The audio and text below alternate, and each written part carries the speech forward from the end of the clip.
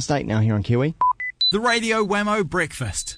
Talking politics with Russel Norman. Yes, the least distrusted MP, according to the Reader's Digest survey. Good morning, Russell. Morning, Yeah, how does it feel to be least distrusted? Well, I guess it's an honour and a privilege. You have more trust than the Prime Minister, according to that survey. Yeah. It was pretty funny that that Reader's Digest survey had a bunch of scientists at the top and a bunch of politicians at the bottom, but I was the top of the MP. top of the pile. 79. I mean, these reader surveys are always kind of silly, but it was sort of heartwarming that as opposed to sports people being in the top 10 and in the top 5, scientists dominated the spot. Yeah. It was good. I mean, if it reflects a changing attitude towards science and scientists, that would be a great thing. If only the Prime Minister could change his attitude towards science. I know, it's amazing, isn't it? We've got a Prime Minister that absolutely poo-poos science and doesn't listen to it if it doesn't come up with the right answers. Indeed. Well, that's actually it's Prime Minister John Key's comments over the past 24 hours that I want to concentrate on first of all. He's been over in Australia, addressed the Parliament over there, but of course, as he wants to do, talk to the media as well. And they were talking about the Pike River tragedy, and he said that that if the same mine was built in Australia, it would be illegal. It just wouldn't happen in Australia. And if you're reading between the lines, it sounds to me that he wants to pin the tragedy on the greenies, because the way that mine was built was to cause the least effect on the conservation land. And, of course, if it was in Australia, it would be open cast, a big hole in the ground. So do you get the same feeling that he's trying to pin it on the Greenies and Labour? Well, it's hard to say. I mean, certainly there have been those that have tried to. The problem they've got is that the mine owners themselves have said that they couldn't do it as an open cast mine because the amount of overburden, which is all the rock that's above the coal seam that you're digging down to. Yeah. The amount of overburden would be so great that there's no way that mine would have been economic as an open cast mine. From what I understand, you'd have to remove a whole hill, wouldn't you?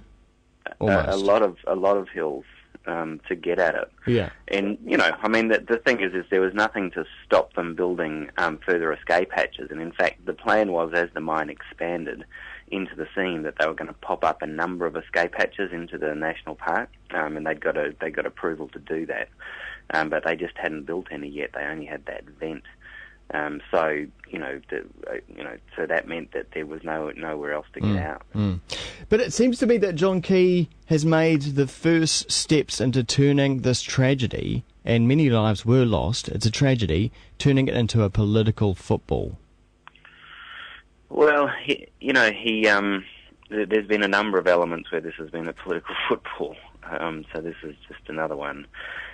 But the Royal Commission's meeting at the moment, so I mean, in some ways, I'm hopeful that out of that will come some very clear recommendations about mine safety, and we'll certainly be looking forward to that. Okay.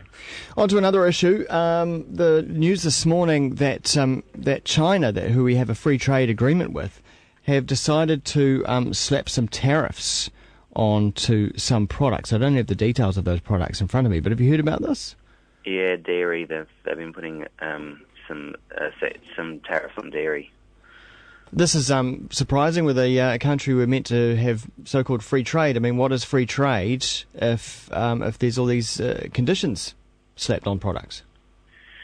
The truth is that this free trade agreement doesn't, really guarantee access to the Chinese market. I mean, whether it's tariffs or whether it's administrative ways, the Chinese government has got 100 ways that they can restrict access to the Chinese market if they wish to.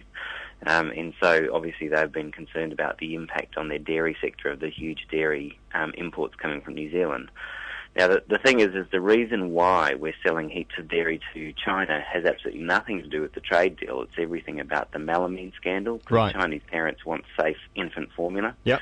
And so they see New Zealand as clean, green and safe. So that's why, that's what stands behind this huge surge in sales of dairy to China. And obviously the Chinese government is a bit concerned about it. But Fonterra, I suppose, can get around this through stealth, because they're buying up farms and milk production factories left, right and centre there in China. So if they were producing the milk inside China, then there'd be no sanctions slapped on that product, would there?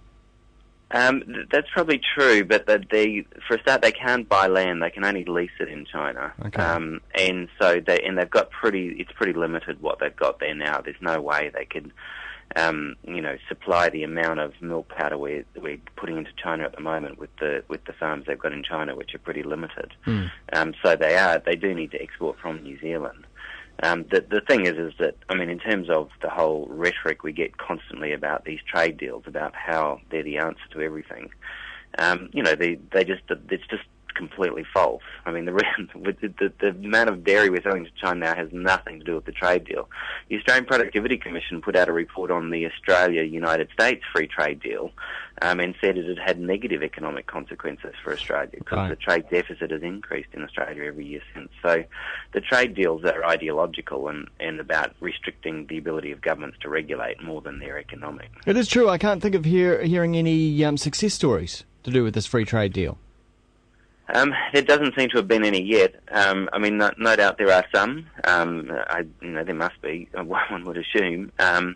But the trade deals overall, they have limited benefit. I mean, much more limited than what we've been told, because governments always, the Chinese government has a multitude of ways to restrict access, and it's not the reason why Chinese want our dairy has nothing to do with this trade deal. It's all about the fact that we're seen as clean, green, and safe. Yeah. Russel Norman, co-leader of the Greens, thanks for your time. Cheers, very much. Least distrusted MP. 20 minutes past 8.